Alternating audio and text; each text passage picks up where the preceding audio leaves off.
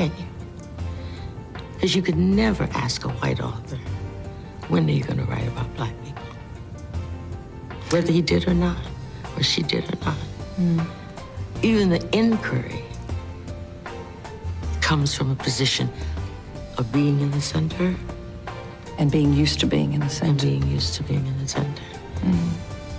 And saying, you know, is it ever possible that you will enter the mainstream?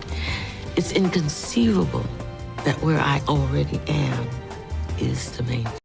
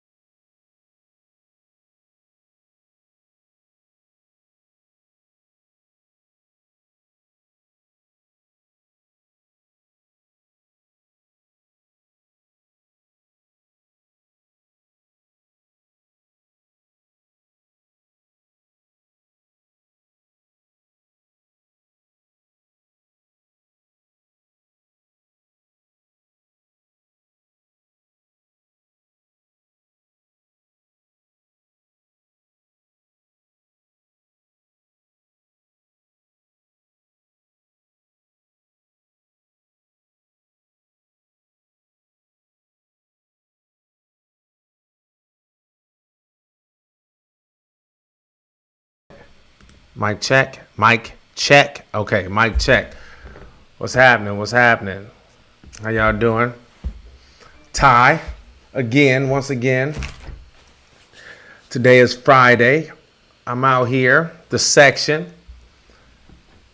Oh man, it look like my CPU is doing bad out here.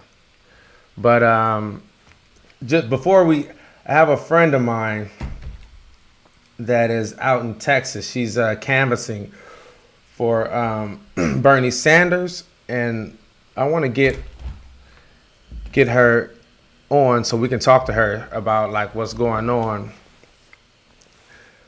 in Texas. Is what's because after South Carolina we have Super Tuesday, and that's what I kind of want to talk about today. Oh, I forgot the title, the daggone thing. Shoot. Anyway, Super Tuesday is coming up after South Carolina. So she's out there canvassing, and she's in Texas right now. And so we know that Texas is a part of Super Tuesday. And I just wanted to kind of get her perspective, what's going on out there. I've been seeing her on Facebook canvassing, talking to voters about Bernie Sanders and getting people on board. So I just kind of want to get it from her perspective.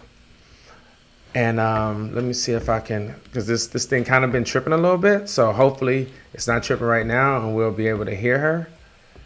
Let's see. Layla? Hi, how are you? How's everybody? Good. How you doing?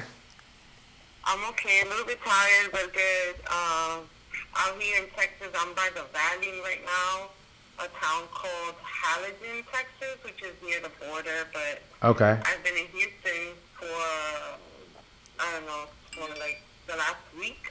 I came from Nevada straight here. Okay. And yeah, I don't know. What do you want to know? You want to know what I'm seeing on the ground? Well, yeah, absolutely. But so you've been how long? Well, first off, how long have you been on the ground? On the ground in Texas. No, just period. Because you said you was in Nevada as well, right? Oh yeah. So I was in Iowa. I went to Iowa to help with Spanish-speaking voters there. I went to New Hampshire just to help because they ain't no Spanish folks there. Okay. There are, but very few, and I really didn't get to canvass any of the neighborhoods where there were Spanish-speaking voters. And in Nevada, I was there for about a week as well. And then I've been here for a week, and I leave on Wednesday. Wednesday. Okay. Where are you going after that? After Super Tuesday? Are you coming back to the Bronx? No, I'm going to the Bronx for a little bit. I need to recharge my batteries in New York for a little bit. I heard that. And then I'm thinking about maybe going to Texas. I'm sorry, I'm in Texas now, to Puerto Rico. Okay. Puerto Rico cannot. The 10th, right? during March 10th? March 29th 29th. in Puerto Rico. Okay. They have primaries on March 29th. And they do have, they can vote in the primaries. They can vote in the presidential. In the general, right? Mm-hmm, the general, yeah. Okay. Cool. So tell me, give me a little background, like, who are you? My story? Yeah, a little bit of it, because I think it's real unique. You know, we met a couple years ago in Chicago, so I just want them to kind of just give them a little background on what kind of has you, because there's a lot of Bernie Sanders, but there's a certain type of Bernie Sanders supporter that does what you're doing, you know? Yeah. And so People ignore us, right? They're not, for a lot of reasons. People of color, right? Not only am I an Afro-Latina, I'm also a woman, right? And also I'm someone who's formerly incarcerated. I'm a formerly incarcerated activist. And a lot of the candidates ignore my community. They forget that we can vote. In many of these states, there's over 70 million people in the United States that have a criminal record. And many of us vote. Some of us are disenfranchised. Here in Texas, there's a lot of people that are disenfranchised, but guess what? They have families. They have kids. They have brothers. They have mothers, sisters. They have people that love them that will cast a vote for them. And Bernie Sanders is the only one that has criminal justice reform on not only criminal justice reform, but he's the only candidate that is looking to allow people who have a criminal record to vote. okay. Not only those who have been released, but he's the only candidate that believes that even those who are still incarcerated should have the right to vote. Exactly. Mm-hmm. That's great. Yeah, and I know a lot of them. I mean, everyone. If you think about it, everyone. Because of what I was about to say, he's the only one. You start to see before people started dropping out, they were talking about, because Florida, did that big thing where they passed that law that allowed. Yeah. My friend Desmond Meade. The black guy.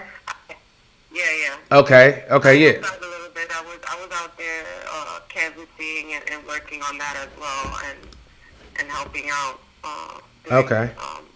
To pass amendment for you. Oh, okay, yeah, because he, when he brought it up initially, then people started kind of jumping on board. But this has been like kind of what everyone's been doing ever since 2016 or maybe 2018, after they seen the pendulum shift. Everything that Bernie Sanders do, they jump on board and then kind of act like it was their plan. And now you kind of see it in the on the platform. People are talking about it. I think it's a good thing, but there's a lot of states that don't do it. I've heard through the grapevine that now everyone, after what happened in Nevada, and they saw how Latinos came out in support for Bernie, now all of the candidates are trying to scramble, trying to find how do they get the support of Latinos, because they're kind of realizing that we're a force to be reckoned with. Yep. But they haven't been paying attention to our community, and Bernie has, and he's been talking to us. So. Yeah, I think that's the big thing. Like, Bernie Sanders didn't stop when he lost in 2016, because it wasn't about losing. It was about changing the politics of this country. So he kept campaigning, and that's one of the big reasons why I think he has a large percentage of the Latino vote, is because he didn't stop. And that lets you know that it's not about his political career. It was about him changing. It's about us all the time. That's what our campaign is, right? Not me, us.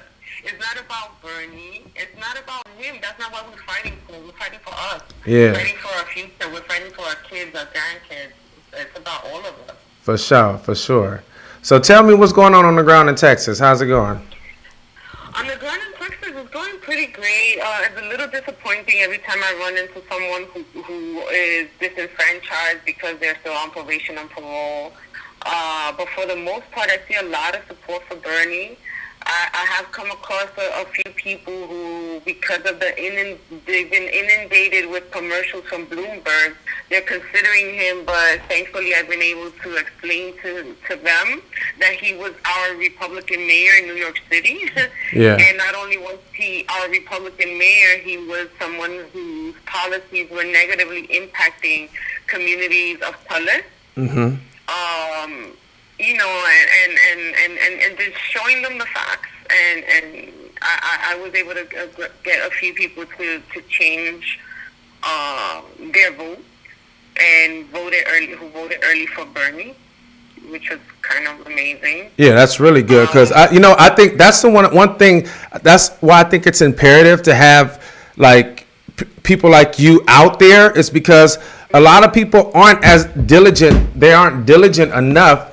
It just is what it is, and they'll look at some highlights from a debate or look at the news and see who they're voting for, and then jump on that. Or just see a commercial and see, oh, look, Obama. So that means Obama endorsed him without doing any research and not seeing that Obama didn't endorse him. Exactly. And not seeing what he's done. Listen to the community. Listen to, like, I told one person that I came across, he was like, oh, well, Pete this and Pete that. I was like, look, the same way I tell people who are considering voting for Bloomberg, I ask the people that are considering Bloomberg to listen to the people on the ground in New York, the people of color in the ground in New York, and see how he negatively impacted us. The same way that I want people to listen to New Yorkers, I want also them to listen to the people of South Bend. Yeah. Why don't the people of South Bend support Pete? Yes.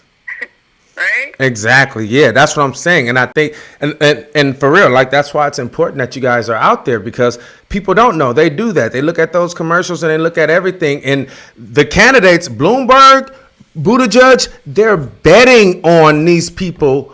Like, they're betting on their ignorance. Like, they're just going to look at the commercials. They're not going to tune in into the general. And so I can get over if I just come They're off. not on social media. They're not listening to Sean King. They're not listening to all of the people talking about how horrible they were, what their records actually were. They're not going to listen to even saying about Biden wanting to cut Social Security or any of that, about Biden writing the 1994 crime bill, about, they're not gonna see that. A lot of the older folks are not on social media, and they're not gonna see that.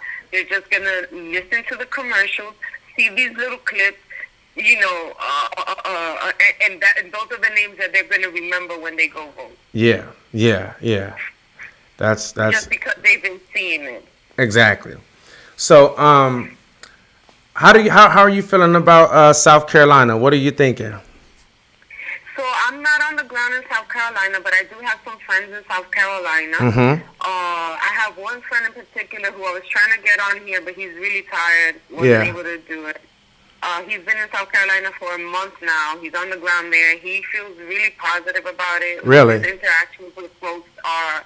He's like, what I'm hearing on the ground is not what I'm seeing in the polls. He's really confident. He says he doesn't want to give me too much hope, but he's really positive about what he's seeing on the ground there. So yeah, I think that's important. That's what I wanted to know, because I remember it's a clip that I'm going to show with a guy explaining how the media was pumping up Hillary and what Trump wasn't, well, not even just with the Republican Party pumping up how Trump wasn't going to do it because of the polls, and the polls was completely off when it came to voting. And so I want to show them that, because I'm like, I think even though that guy, the older guy, that Jim Clyburn, people ain't listening to him now. They're woke. Not only that, right? Like, it's the old folks that listen to him. Yeah. The young folks ain't, no. And they're betting on the young folks not to come. Like, but what they're not understanding is, like, this dude, and I'm not, like, I can tell he has integrity, and that's not what I'm trying to say, but to keep it 100, if you're telling me to vote for somebody because of your relationship with him, Really? Your relationship? You've been knowing. The first thing you said is, I know my vote a long time ago, probably before Biden even ran. So before you even knew his platform. You're not even listening to anyone's platform, to what anyone's offering. Exactly. Nothing. You're just voting on him because he's your friend. Exactly. And how is that? No. That's not progressive at all. That's BS. We're tired of the establishment, and that's what people are not understanding. The young people are not, like, we're not having it anymore. Yeah. You guys have ruined, like, the establishment has, they're the reasons why we have Trump. Exactly. Exactly. 100%. We're tired. Yep. 100%. 100%. And did you get a chance to look at or hear what Al Sharpton said yesterday, or like No, 2 days ago? No, I did not. It was actually pretty good. He warned people. He endorsed Bernie, and he warned people about. What? Yeah, he warned people. That's shocking. He warned people about paying attention to these pundits and other people calling him a communist and stuff like that. Let me see. Mm-hmm. I'm gonna play it right now. You can hear. You should be able to hear it, right? So hopefully. Okay, hopefully. I'm gonna play it because he said they called Martin Luther King a communist. Yeah, he went in. Let me see. He did real good. I was surprised that he did that too. Wow, I'm surprised. Yeah. A lot of folks have been surprising me lately. A lot of these pundits are like, they're finally realizing that we're not going away. Exactly. I mean, even MSNBC is trying to change up. Yeah. See the Bernie Bros thing? We're not going anywhere. Nowhere. We're not going anywhere. All right, check this out. Let's see. I love me some Crystal Ball. Yeah, I love her too.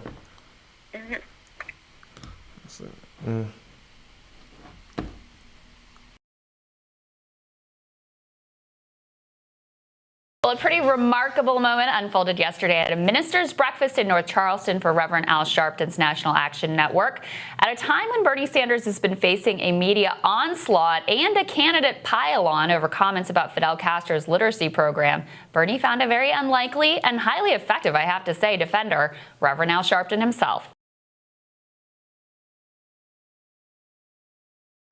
The civil rights movement always was targeted by those that would use the Red Scare. They accused Dr. King of communist. Every major leader in the 60s, they tried to call socialist a communist. Whatever you decide to do on Saturday, do not go by those that use the socialist tag to try to separate us from what we need to do for this country, because we've been down that road before, and we are not that stupid to allow you to tell us who is what. Now, You see? honestly, I couldn't really tell you just how important a validator Reverend Al is within the black community in South Carolina at this point. You see that?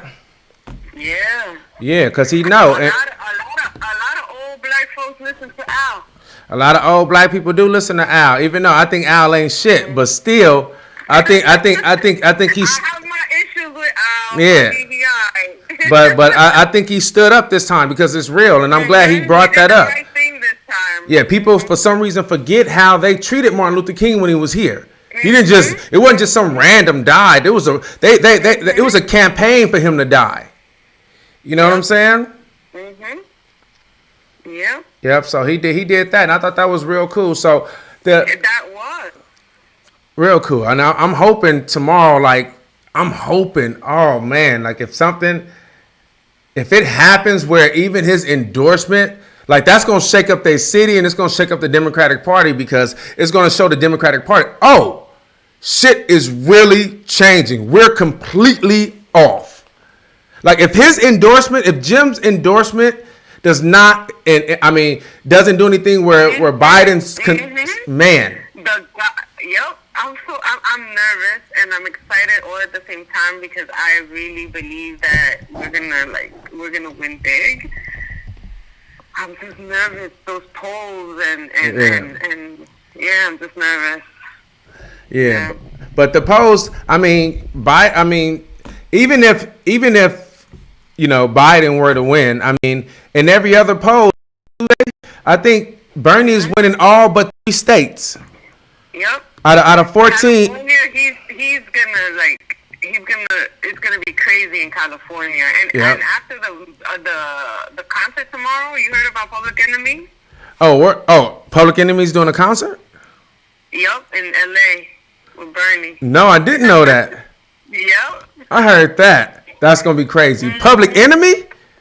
Yep. Oh, that's hard. My friends are driving out there from Arizona. Really? All kinds of places. Yep. What? I'm gonna go live. I feel like, do I got some stuff? Yeah. That's crazy. Yeah. So how long are you said you were in Texas until Tuesday? Wednesday? I leave on Wednesday. Yeah, I leave Wednesday, heading back home for at least 2-3 days. Okay, for sure. Get some new clothing. I know that's right. I have a couple friends out there. I got another friend that I met. Actually, a girl that I met the same weekend I met you in Chicago is out canvassing as well for Bernie. Nice. It was a good conference. It was. That was a real good conference. That was a lot of fun. Yeah, for sure. Yeah. All right. Well, look, I'm gonna let you go. I just wanted to touch base with you, and I appreciate you. Hopefully, when you get here, we can see each other and hang out. But continue to do what you're doing. Get some rest. Thank you. And let's make it happen tomorrow. Let's put that energy out there for tomorrow for South Carolina. Yes. Positive energy. Thanks everybody for listening. Thanks for inviting me. Appreciate you. For sure. And I'll chat with you later. All right. Thank you, Layla. Okay. Bye. Bye.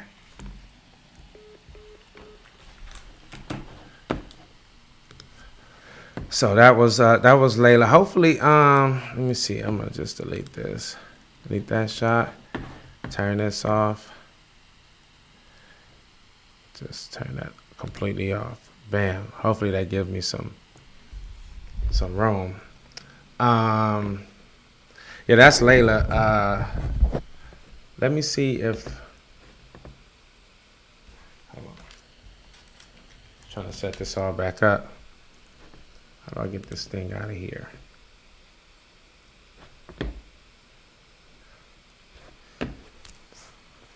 How do I turn that thing off? It's at 83. Let's get this out of here. All right, it's probably gonna stay at 83. Hopefully it don't. Hopefully I can turn this off. Normally it's a way to turn this off. I'm trying to turn off the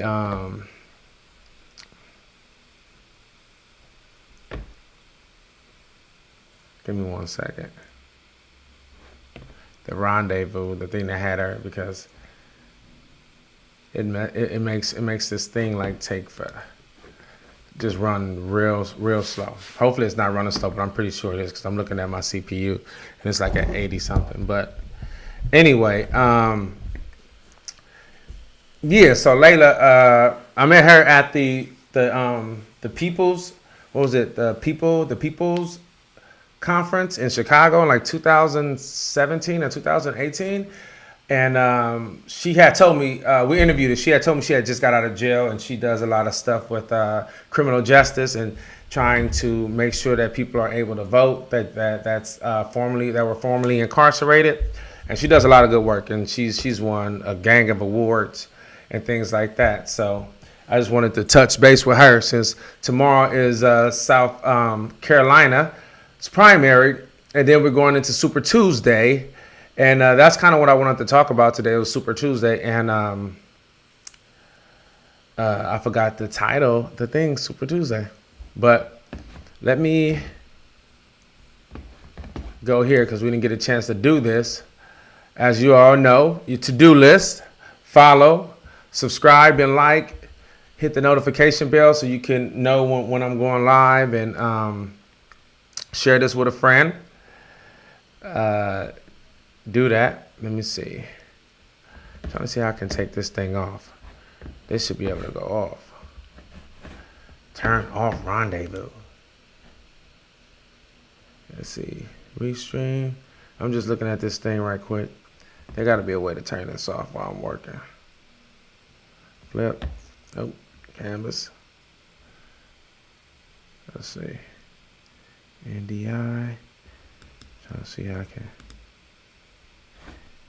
Okay, warning quality. Okay, I ain't trying to do that. You can't turn off rendezvous? So rendezvous just gonna stay on the whole time, I guess. Rendezvous is making this thing go slow. I should be able to turn it off. It won't let me turn it off for nothing. Okay, so I guess we can't turn it off. But anyway, so what I want to talk about today is Super Tuesday. We're going into Super Tuesday next week, March 3rd, the day after my birthday. Super Tuesday. And Super Tuesday, 14 states. Let me grab a hold of my notes right quick so we can get into it. Talk about these 14 states and what that means for the candidates that are currently in the race. I'm just grabbing my notes right quick. Bam. So we got Super Tuesday, right? Why is Tuesday so super? What's so special about Super Tuesday? What is it? Why is it so significant to the Democratic candidacy to the President of the United States? There's a reason why it's significant. So I want to lay it out for you. Super Tuesday is March 3rd. It's the largest. It's on Super Tuesday. It's the largest number of states that have their primaries all at the same day. It's 14 states, and it's the largest number of voters that will vote. So in addition to it being the largest amount of states that will vote in one day, it's the largest amount of voters, population that will vote in one day as well, and the largest number of delegates that will be given out in a day throughout the primaries. So we have a whole lot of largest. So there's 14 states plus one territory, and people that are like abroad that are citizens, they can vote all on Super Tuesday. So like I told you, it's the largest number of delegates that will be given out that are available in one day. So that is, I'm sorry, I'm trying to put this thing in my ear. That is, I need to take this back to that studio. I was fixing it. But anyway, that is, there are 1,357 delegates available for Super Tuesday. 1,300. Taking that into consideration, it takes whoever becomes a Democratic nominee has to get 1,991 votes. So on Super Tuesday, it's more than a third of the votes that are needed for the Democratic nominee. Whoever's going to be the Democratic nominee will be given out on Super Tuesday. And that's 70% of delegates. All the delegates that they have, 70% of all delegates are given out that one day on Tuesday. And so the states that are in play for Super Tuesday that are having their primary is Alabama, Arkansas, California. California just got in there. As you know, California normally is the last state that go into primaries, and I guess they campaigned to have it earlier because they were like, by the time they get to California, the nominee is damn near already decided. So California campaigned because I think it was able to get it because it's a larger state. It has a large amount of delegates. It has the largest amount of delegates, actually. California does in the Democratic primaries. California holds 415 delegates. 415 delegates. So it's the largest. Texas being the third largest at 228. And New York is not in. It's not a part of Super Tuesday, but New York is the second largest delegates has the second largest amount of delegates is given away during their primaries. So it's California first, New York second, Texas third. And like I said, Texas with 228, California with 415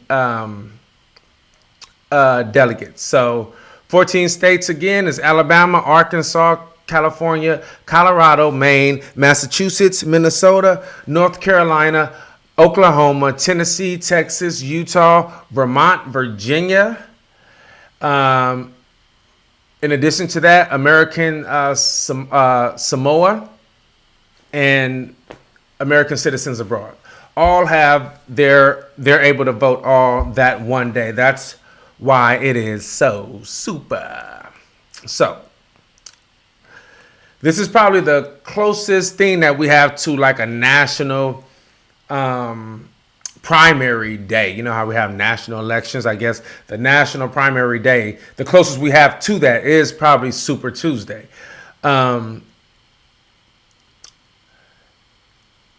We deal with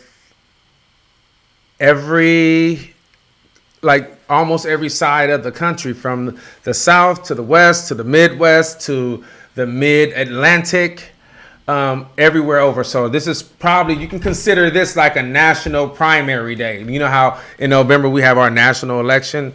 You can say this is like a national, some sort of a national primary day. Let me just make sure that I am on. See, I'm talking, I'm not even, I knew that happened. I hate when I do that. I'm sorry, I forgot to put my image on there. My bad. So I'm gonna get it together, y'all. One day I'm gonna get it together. And in the coming weeks, as we get situated, I start to be able to schedule myself out more and get used to doing everything. Right now I'm doing everything, doing the videos, doing the shooting, doing it all by myself versus having a couple people. So I may forget some stuff, but as I get used to it, then I'll make sure that I'm remembering things, because I know that would have been frustrating to me. I'm like, why can't I see him? But so as of now, as of today, thinking about as we are getting ready for South Carolina's primary, and it'll be going tomorrow, and after that primary, we're going right into Super Tuesday. At this time, Bernie Sanders and Bloomberg has spent the most money for Super Tuesday. Like the states, the 14 states that's in play for Super Tuesday, Bernie Sanders and Bloomberg has spent the most money. Bloomberg spending over $153 million in campaign ads for the states that's in play for Super Tuesday. I'm not sure how much Biden. I couldn't find the amount that Biden. I think Sanders spent like 10 million. 10 million. I think that's what it is. It was 10 million that Bernie has spent in those states. Biden hasn't spent any money. He has not spent a dime in those Super Tuesday states. Why, you ask? That's cause for a lot of assumptions. But if I could give an assumption, I would say because he doesn't feel confident in winning South Carolina. Really, I think that's probably one of them. And if he either doesn't feel comfortable that he would win by a large amount where he'll start to get enough money to be able to move forward into Super Tuesday, or he feels that if he does win, it's just going to be by, a small amount, or he just won't win. And that's why, because there's no way that you're going to go into Super Tuesday and only have 3 days to campaign, to have presence there, to have ads 3 days. That makes no sense. That makes no sense. And there's no way I can wrap my mind around how that could possibly make sense, unless you just don't want to win Super Tuesday. Are you really thinking that maybe it's not going to work out for you? Oh, by the way, hello to everybody on Facebook, YouTube. If y'all all out there, let me see who on here. We kind of started a little, not haphazardly, but I was doing like 11 other things. Let me see who all on, who's on Facebook. Just so I can say what's up, I can recognize. Because it took a little bit. There was something going on with that, the live streaming and stuff. So it took a minute, and it kind of had me a little flustered. That's why I don't know if you noticed, I had my phone up to it because for some reason her audio wasn't going through. So let me see. We got some people on this Friday. I doubt if people on Facebook on a Friday. Is it people on Facebook on Friday? Dang. It's probably not. I'm looking at it. The stream looks all messed up. Yeah,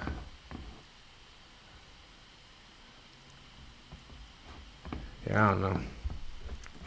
There's nobody on Facebook. I got one person. That one person probably me. See how many people on YouTube. Let's go. What's up with it?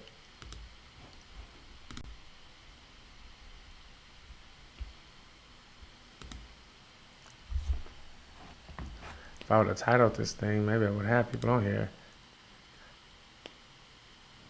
Okay.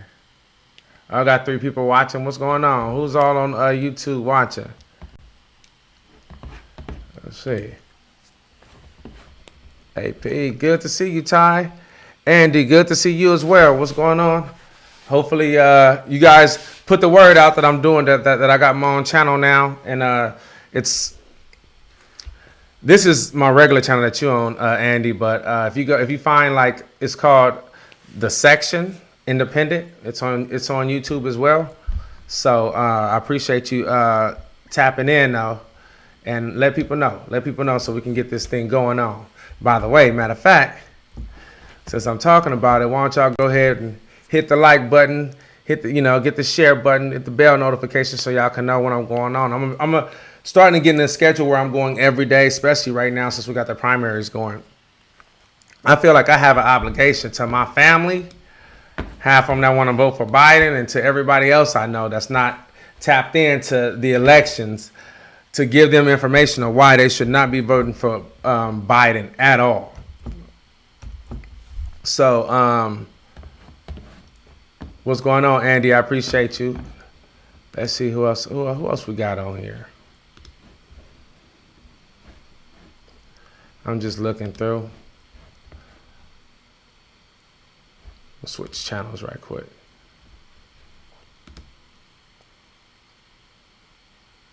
At some point, I'm be able to consolidate like every channel that I'm going live on, so that I can see all the comments from each channel, from each platform, like from Facebook, YouTube, Twitter, and be able to respond to them and not just not respond to them. Have everybody on here. Okay, so I got 3 on each one. What's going on? What's the word, everybody? Who's on this one? Eric B, what's cracking? How fucking crazy is that the Democrat leadership is openly allowing this? They are very scared. What are they scared of, bro? They are hoping Kamala Harris would be in the race still. You ain't lying. Probably so. Bloomberg has spent over $500 million so far since October. That's since October, really? Before he even got in the race? And he spent more than that. He spent more. He's already spent 152 in the 14 states leading up to the to Super Tuesday, to next week. He probably spent more than that. Eric, what's cracking though, bro? But anyway, so that's what that's why I want to get into Super Tuesday and why it's significant and what y'all need to know as we move forward into Super Tuesday. It's a couple clips that I wanted to get into. Okay, I already showed that one. Let's see, Super Tuesday. So I always think Chris Cillizza, I think it's Cillizza, he always give us some good information on kind of what's going on with Super Tuesday and things like that. And so we're going to check him out right quick, and then we're going to get back into it. Mic check. All right.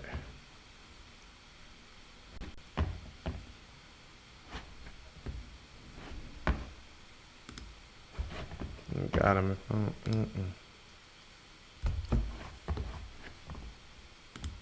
Good question. So the Democratic National Committee decided that 4 states, Iowa, New Hampshire, Nevada, and South Carolina, were the only states that would be allowed to hold votes in February of this year. And there's lots of reasons for that decision, but the main one is that these states have been voting first in presidential contests for a long time now, and they protect that status, New Hampshire, I'm looking at you, very, very carefully. So the DNC decree meant that the earliest date you could schedule a presidential vote if you didn't live in Iowa, New Hampshire, Nevada, or South Carolina was Tuesday, March 3rd, which is what a whole lot of states did. Why? Well, because the earlier in the nominating calendar your state votes, the more attention, read money, it gets from candidates and the more coverage your state's race gets from the media. It's just attention dollars, folks. And the biggest mover in this calendar shakeup was California, which went from a June primary near the bitter end of the nomination fight all the way up to March 3rd. Quote, historically, we've been so late in the primary schedule that the nominees for president have been determined by the time Californians go to the polls. That's California's Secretary of State Alex Padilla talking to CNN in 2018, and he went on to add this. By moving that up, we hope to have a real say in determining the nominees for president of all parties. End quote.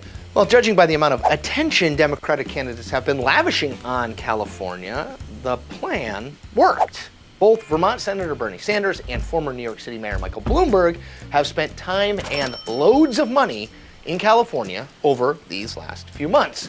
Bloomberg, a billionaire who is financing his own campaign, has already spent, wait for it, nearly $40 million on ads in California alone. And he expects to have up to 800 staffers in California by the time Super Tuesday rolls around. That's all according to the New York Times. Now, by contrast, Sanders has 90 staffers in California, which is still a lot, and his campaign told the New York Times that it knocked on 400,000 doors and made 3.5 million phone calls in the state in just the past year. Now, polling in the state suggests Sanders is well positioned to claim the bulk of the delegates, or at least the most in the state, while Bloomberg is in the low double digits, crowded with a pack of other candidates that includes, among other people, former Vice President Joe Biden, Massachusetts Senator Elizabeth Warren, and former South Bend, Indiana Mayor Pete Buttigieg. So looking across all 14 states set to vote on Super Tuesday, it is Bloomberg, this won't surprise you, he's worth $60 billion, who has spent more than $120 million on ads in just those 14 states. A stunning figure that really does speak to his massive wealth and his willingness to spend it. Sanders is second in the ad wars, but it's spent under $10 million total on Super Tuesday states as of mid-February. So no matter what happens on March 3rd, Sanders and Bloomberg will get delegates and they will continue on in the race. That same thing may not be true for Biden, the one-time frontrunner for the nomination who finished 4th in the Iowa caucuses and 5th in the New Hampshire primaries. For Biden to keep going, he has to hope that his current strength in the Black and Hispanic communities carry him to wins in the 6 southern states, that's Alabama, Arkansas, North Carolina, Tennessee, Texas, and Virginia, that are set to vote on Super Tuesday, March 3rd. The Democratic electorate in each of those states is likely to have a significant chunk, maybe a decisive chunk, of non-white voters that Biden must dominate among. And if he does that, he'll secure a delegate foothold that will keep him in the race for at least the rest of the month of March. Make no mistake, campaigns will be made and broken on Super Tuesday, which makes March 3rd super important. And that is the point. We make new. That is the point. That is exactly the point. That campaigns will be made and broken on Tuesday, March 3rd, the day after my birthday, March 2nd. So I wanted to talk about this a little bit. Read this article that I came across, just to give some more context on the importance of Super Tuesday, why it's important, and just to have you understand and to get more. Like I said, my entire purpose here is to give more context on these elections so that y'all can be informed, because I think a lot of people come into understanding about these elections and things like that maybe right before the primaries end, or they get information. They look at the highlights from from a debate on CNN, or they listen to pundits on CNN and MSNBC, especially MSNBC, who hates Bernie, and kind of decide based on that information. And a lot of it is just their opinion based on the bias. So I'm gonna tell you what's really going on, and have you understand why Tuesday is super. Just to elaborate on what Chris was saying, and let's go there. So this article is from USA Today, and it says, why is Super Tuesday so important? What's a delegate, and what happens at the brokerage convention? Oh yeah, so that's another thing too. I'm gonna touch on super delegates. Super delegates is a big thing. It's been on the news. People talking about how super delegates are kind of the thing that boxed Bernie out of the Democratic nomination in 2016. So what a super delegate is, it's to say if there's candidates, and this is why they're talking about candidates dropping out or not dropping out, and a lot of times it can come off as a plot.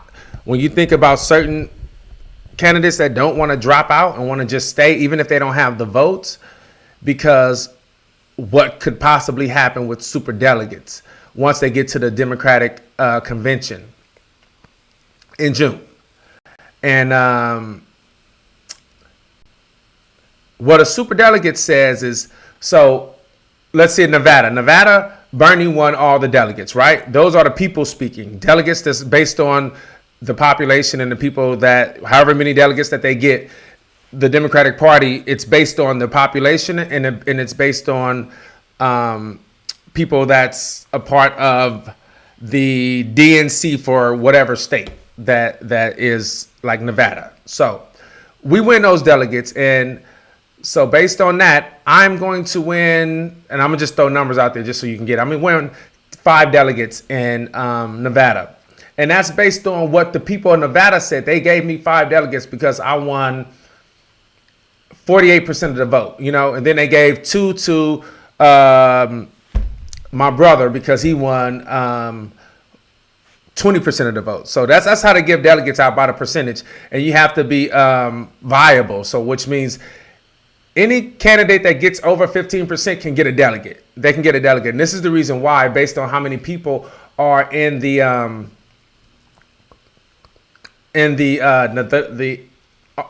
amount of people that's running to be president. This is why it's unlikely that someone would go in with enough delegates, with 1,991 delegates, which is what you need to become the Democratic nominee. That's why it's unlikely for someone to come in with that many, because any candidate that gets over 15% of a state's vote are eligible for delegates. So they have to get delegates. Regardless of anything, they have to get delegates. And so because of that, the delegates are spread out a lot, and just one candidate won't be able to receive enough delegates to walk in the Democratic convention with 1,991 delegates to claim the Democratic to be the Democratic nominee. So if I go in and let's say the state gives me 5 delegates, so I got that from the state. We campaigned, we went, the people spoke. I got 5 delegates. So we go into the convention, and I don't have enough delegates to claim the nomination. And so what happens is they go into a second round of voting. Now we got everybody, is still 5 people here. They got 5 delegates. They got 10 delegates. I got however many delegates I have. And so then they go to super delegates. Now, the super delegates are not people. The super delegates are people that's chosen. And the majority of people that hold super delegates are people that used to, former elected officials, people that the DNC pick. People that the DNC, the Democratic National Committee picks. And then those people say, okay, I'm going to give even if Nevada gave me 5 delegates, and I have that. But a super delegate will say, you know what, just for whatever reason, I don't like Bernie. So I'm going to take Bernie's 5 delegates and I'm going to use my super delegate and give it to that person over there. That's what makes super delegates unconstitutional. I don't even know why they have it in the Democratic Party. So it will override any delegates that you received during the primary campaign. So we're going to go ahead and just go into this article about delegates and super delegates. So more than a third of the 2020 Democratic presidential primary votes will be cast this Tuesday. Just raise this up a little bit so I can see, what is this? Oh, interesting. Did they upgrade? All right. So far, 2020 Democratic presidential hopefuls have been battling it out for delegates in the 4 early voting states: Iowa, New Hampshire, Nevada, South Carolina. As we all know, Bernie won a popular vote for all of them. And, Iowa was messed up and he won by, like, I think he lost by 1.1% of the delegates, but I'm sure if they would have recounted, he probably would have won, but he won the popular vote for all 4 states. So anyway, each with its own delegates, each with its own debate night. So what they're saying is each state that had their primaries already, every time there was a debate right before the primary. But they'll all be competing in multiple states that have primaries on the same day, Super Tuesday. The day that's talked about throughout the primary season is an important one for Democratic candidates, as it could significantly shape the direction of the remainder of the race and has the potential to establish a breakout frontrunner. Or it could bring multiple campaigns within striking distance of one another. So, what is Super Tuesday and why does it matter? And what's all the talk about a brokered convention or contested convention? They call it that as well. We break it down. On March 3rd, 2020, also known as Super Tuesday, the largest number of states have their primaries on the same day. The largest number of voters will make their presidential choice, and a large number of delegates is up for grabs. On March 3rd, 14 states and 1 territory from across the country have primary elections: Alabama, Arkansas, California, Colorado, Maine, Massachusetts, Minnesota, North Dakota, Oklahoma, Tennessee, Texas, Utah, Vermont, Virginia, and American Samoa. Voters in all Super Tuesday states will participate in a primary, while Democrats and they're going to do their caucus. In American Samoa, I should just read it. I'm sorry, you guys. I'm dyslexic. I don't know if y'all know that, but I am. And so it takes me a little time to read. And sometimes I jump forward because of my insecurities about that. But anyway, Democrats abroad also start voting on Tuesday and can vote through March 10th. So Democrats abroad can vote through March 10th, but they can start voting on Tuesday as well.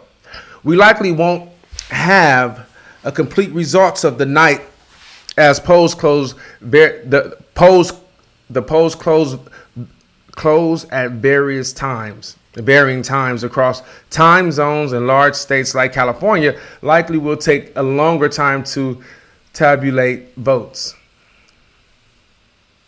So, what is a delegate and what is a superdelegate?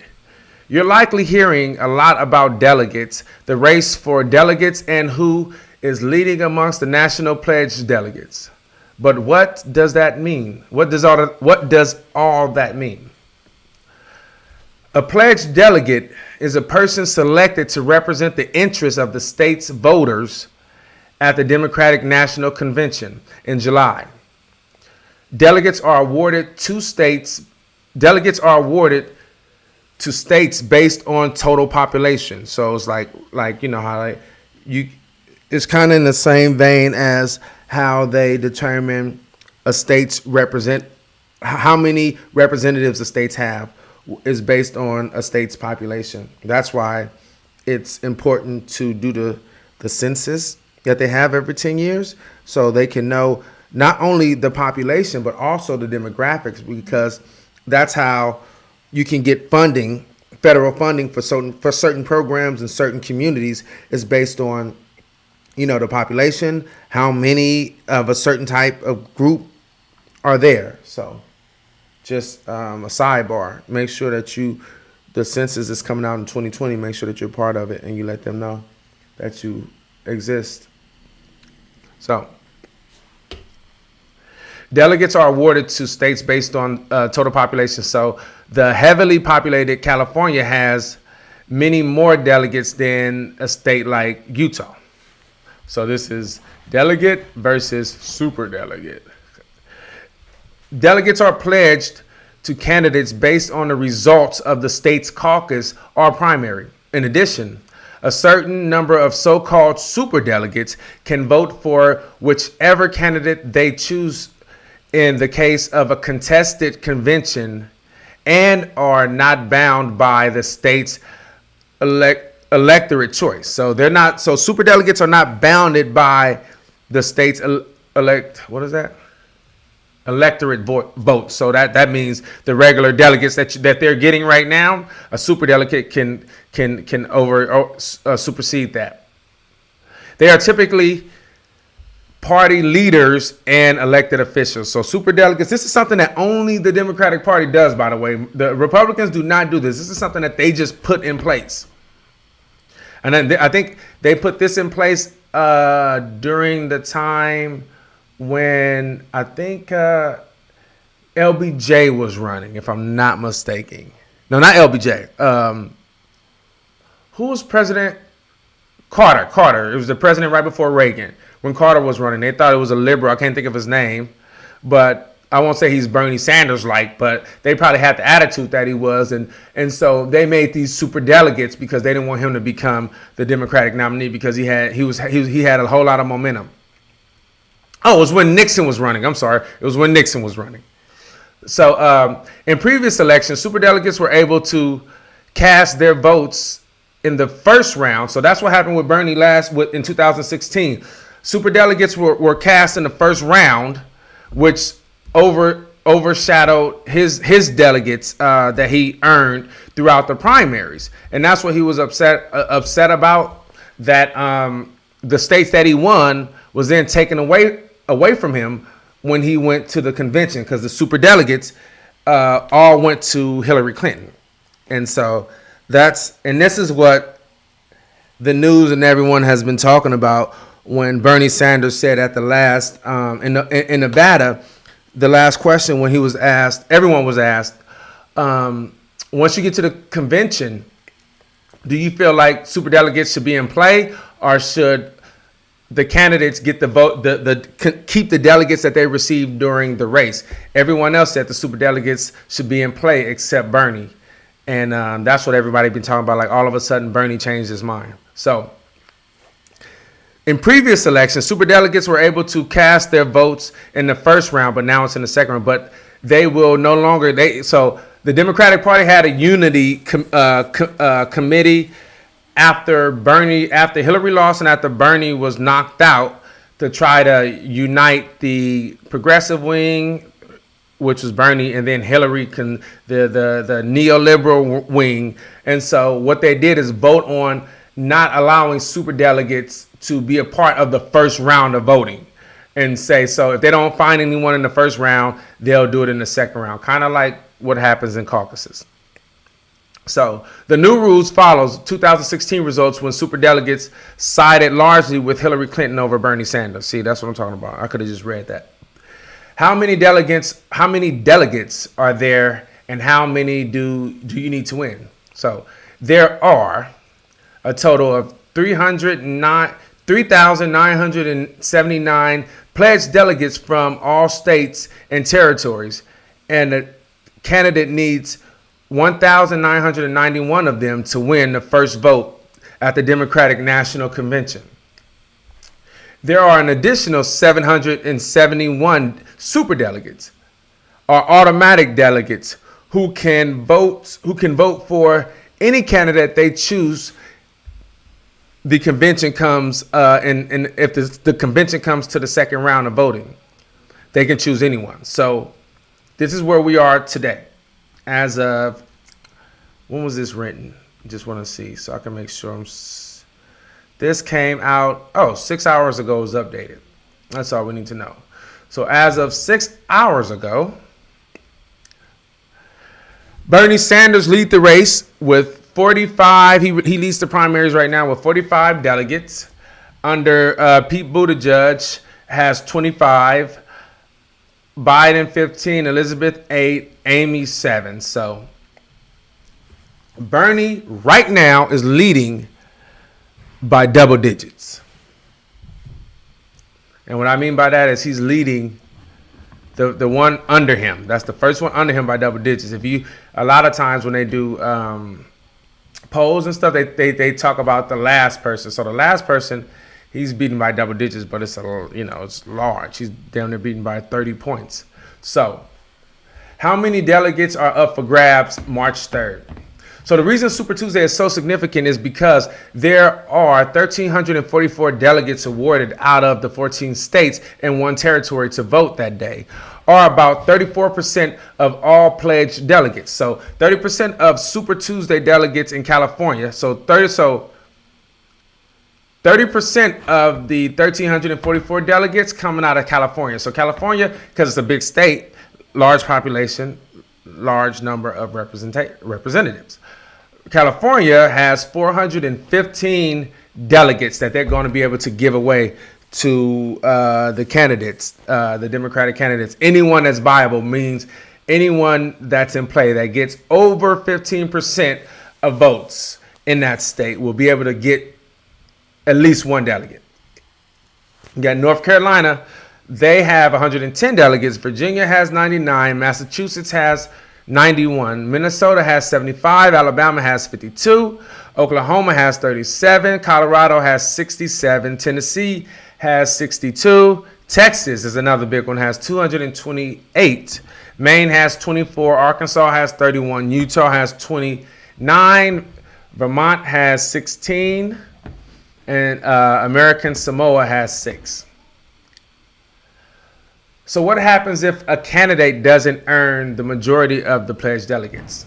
So at the Nevada Democratic debate, candidates were asked whether they thought the Democrat with the most delegates should automatically be named the Democratic nominee if no candidate reaches the 1,990 majority required to secure the nomination. Senator Sanders was the only candidate that said yes, arguing that it would be the will of the people, which is absolutely right. If no candidate reaches the threshold of the nominating convention, however, the Democratic Party could be looking at what's called a brokered or contested convention. That means a contested convention is something that happens, I think it happened in 1968. Was it 1968? 1968 or either 1964. They had this huge riot in Chicago during the Democratic convention. It was either LBJ, I think it was LBJ, it was either LBJ going into his first term after, this is the first time he got voted in after JFK was assassinated, or it was when Nixon was running and I think it was Goldwater and somebody else was trying to get the Democratic nomination, if I'm not mistaken. But they had this huge fight, and people were fighting, and then they had this huge riot outside. And the police beat up a lot of people. So if no candidate reaches the threshold at the nominating convention, however, the Democratic Party could be looking at what's called a broker or contested convention, a scenario that would likely mean heightened tensions for the party split on how progressive and moderates its nominees should be, on how progressive or moderate its nominees should be. So let's check this out right quick. It's where a sweet tooth can meet their sweet ride. We met on Cars.com.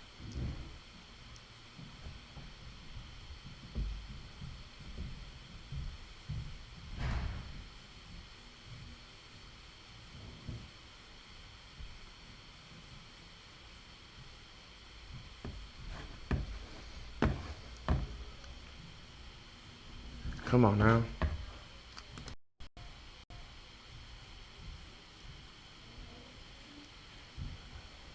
Boy, I swear to God. Worried your Tax Act refund is too good? Don't be. Tax Act is backed by a $100,000 accuracy guarantee. Remember, it's not stealing if it's already yours. Start filing today at taxact.com. Tax Act's surprisingly illegal. Before Taco Tuesday was a thing, Tuesdays were just super, as in Super Tuesday, but only once every 4 years. Tuesday was an important day for voters dating back to 1845, when Congress decided that day and not the weekend made the most sense to bring voters into town. The phrase Super Tuesday didn't emerge until 1976. 12 years later, in 1988, the modern notion of Super Tuesday was born. That year, Democrats attempted to alter the primary calendar to produce a more moderate Democratic nominee. On Tuesday, March 8th, 14 southern and border states and 6 outside the region held their primaries. The goal? Shift influence away from Iowa and New Hampshire and increase the likelihood of nominating a more conservative Democratic candidate. Front-loading the primary calendar with southern states was meant to do just that. The strategy didn't work. The votes split the Democratic Party between Tennessee Senator Al Gore, Massachusetts Governor Michael Dukakis, and Reverend Jesse Jackson. Dukakis, a Northern liberal, won the Democratic nomination and lost out to George H.W. Bush in the presidential election. After 1988, several southern states opted out of Super Tuesday, and Super Tuesday never fulfilled its goal of bringing Democrats to the center. But it still has remained a decisive day. Presidential nominees can win more delegates on Super Tuesday than on any other day in the election cycle. In 2000, Al Gore and George W. Bush performed so well on Super Tuesday, it convinced their main challengers to withdraw from the race a few days later. John Kerry had similar luck in 2004, as did John McCain in 2008. This year, 14 states will vote, along with American Samoa and registered Democrats living abroad. As in years past, the results very well may predict who will win the party nomination. May predict, but given this Democratic Party, who knows, right? So,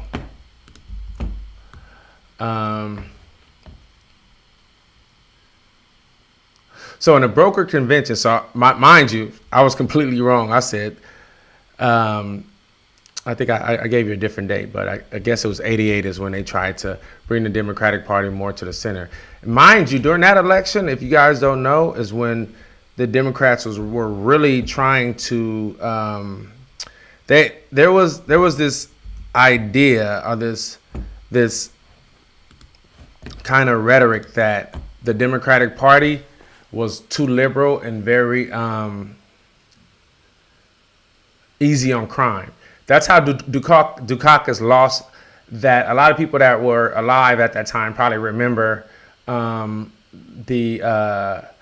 campaign ad that Bush did about, I can't think of the guy's name, Willie something, and he was a guy that went to jail, and Michael Dukakis in his state allowed him to have weekend furloughs. Well, on the weekend furlough, he killed someone, and so George H.W. Bush used that in one of his campaign ads, saying that Democrats were soft on crime. And so that ad is what took the presidency away from Michael Dukakis. And ever since then, the Democrats have always been trying to get to the center. And so that's when they started to get more aggressive with crime. And the Democratic Party, you know how the crime bill that ended up happening 6 years later in '94. But before that, they passed legislation that established a thing called the conspiracy rule, which a lot of people is doing life in jail right now. One of the ladies that Donald Trump let out of jail was in jail for 24 years for that conspiracy law. Conspiracy law says that if someone gets arrested, if I get arrested for selling drugs and then I say, my friend Michael gave me the drugs and I've been selling it for him, they can arrest Michael and without any evidence charge him and convict him based on just me saying that. Even if when they arrest him, they don't find anything, they can convict him on that. And a lot of people went to jail on a conspiracy law. And this is something that the Democrats put in play. And they did a whole lot of harsh criminal laws that affected black and brown communities. Democrats did. Period. Black and white Democrats. All of them did. The Democratic Party, which, as we know, is not the majority of the voting base. The voting base in this country is independents. Independents, 42% of this country identify politically as independent. Only 30% of this country identify as Democrats, and only 26 identify as Republicans, meaning the majority of this country is sick and tired of both of them. And so they pick and choose as everything goes on. And so just, a pin there when people try to tell you, the Democrats, it don't matter how the Democrats feel because they're not the voting bloc. We want these people right here. There's enough progressives that identify as Democrat. So if we were able to get them, because this is who Trump was able to get to become the president. I know that because I followed the 2016 campaign, and a lot of those people that voted for Trump, I'm not even showing y'all the graphic, man. My bad. As we know, 42% identify, and this is from the Gallup poll, 42% of Americans identify as independents, 30% identify as Democrats, and 26 identify as Republicans. So that lets us know that 42% is what Trump tapped in to win a presidential nomination. So when Democrats say, or these pundits say that, the Democratic Party, they don't want a progressive liberal, quote unquote, self-called socialist. Yeah, they do, because based on everything that I saw in 2016, the majority of people, a lot of people that I interviewed that were Trump supporters said if Bernie was the nominee, they would have voted for Bernie because they both had a populist message. Obviously, Trump was a liar. You know what I'm saying? He's trying to take away Social Security and everything right now, Medicare and all that. But Bernie's not. So you got 42. That's who we need to tap into, that 42% right there. We don't need to worry about the Democratic Party. There's enough, like I said, Democratic socialists that identify as Democrats. We get them plus the independents, we're in the game. So we don't have to worry about all the BS. But that's one of the reasons why I'm doing this too, is because I feel like if we don't get this information and we don't talk about what's really going on, these pundits will scare you into voting for somebody like Biden or for somebody like Bloomberg. Like, really? We will compromise everything?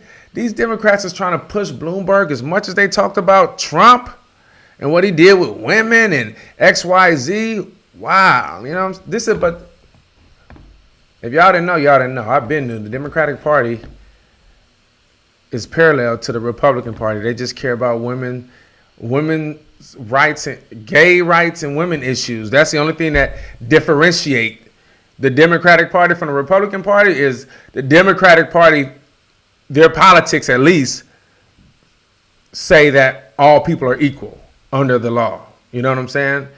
That's probably it. Outside of that, they take money from the same people Republicans take money from. They don't want to undrain the swamp. They're in everyone's pockets, and they're compromised. But where was I at? So look, make sure y'all can see this. Okay. So look, if no candidate crosses the 1,991 threshold, in addition, 771 superdelegates get to vote on the nominee. Those individual votes for whomever they choose, meaning they could push one candidate over the edge, even if that candidate was not leading in the pledged delegates. Candidates need a majority of the total pledged delegates plus superdelegates to win the nomination. Want to talk more about politics? Nope. So, Democratic primaries and pledged delegates. February 3rd.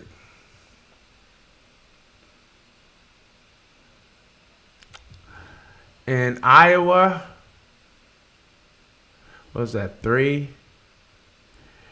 New Hampshire, 11. Nevada, 22. South Carolina has 54. Up for grabs. This is like a breakdown of everything. So, who is leading in the polls so far in each state? So far, Vermont's Senator Sanders has fared well in the primary challenges and polling, but it's still a relatively crowded field. And the vast majority of delegates are still up for grabs. Super Tuesday will also mark the official entrance of the former New York Mayor, Mike Bloomberg, who will appear on the ballot for the first time. Sanders leads in 9 states where there has been polling. No polling specifically about the Democratic primary has been conducted in Alabama or Tennessee during the 2020 election. So, let's see who's leading in the 9 Super Tuesday states. The polls that has already come out. Like they said, Tennessee and Alabama hasn't done it yet. In California, so the color represents, like how you see how Sanders is in, I don't know, is that aqua green? That's Sanders. He's winning right there. So, and then it all represents that. So, you see in California, Sanders is winning 23 points. He's winning in Texas, 22. He's winning in North Carolina, 21. He's winning in Virginia, 25. He's winning in Massachusetts, 20. He's winning in Colorado, 30. He's winning in Utah. He's winning in Maine. He's winning in Vermont. The states so far that's been polling, the 9 states, there's only 3 that he's not winning in. Arkansas. Who's winning in Arkansas? You got Bloomberg. I don't know what's wrong with them. Obviously, that's going to change. Oklahoma, you have Bloomberg. Minnesota, you have Klobuchar is winning in Minnesota. But in those 3 states that he's not winning in, he's still in the top 3. He's right here. You see in the green. So, what does that say? It says that we're in a good position. And hopefully, like I said, I was interviewing Layla earlier, if you guys saw, but we had another guy that's actually on the ground in South Carolina, but he couldn't get on the phone. I thought I was going to be able to interview him. But he said what he's seeing on the ground in South Carolina is completely different than what they're talking about on the news. So there could be an upset. What are you doing? Flip. What are you doing? There could be an upset. Y'all want to see the cat? Let me show you the cat. Come here, Flip. Come here. Come here. Come here. Flip. Flip. Come here. Come here. Okay. All right, come here. Come here. Come here. I can't. Jesus Christ. See if I can get him right quick. Come here. Come here. Look at this. Look at this fat little thing. Look at this fat little thing. Say what's up, Flip. Say what's up, Flip. He don't want to say hi to nobody. But that's Flip. He's hungry. I'm gonna feed him in a minute.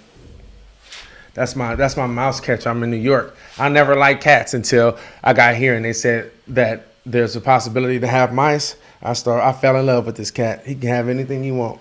He got fur all over my stuff. It don't even matter.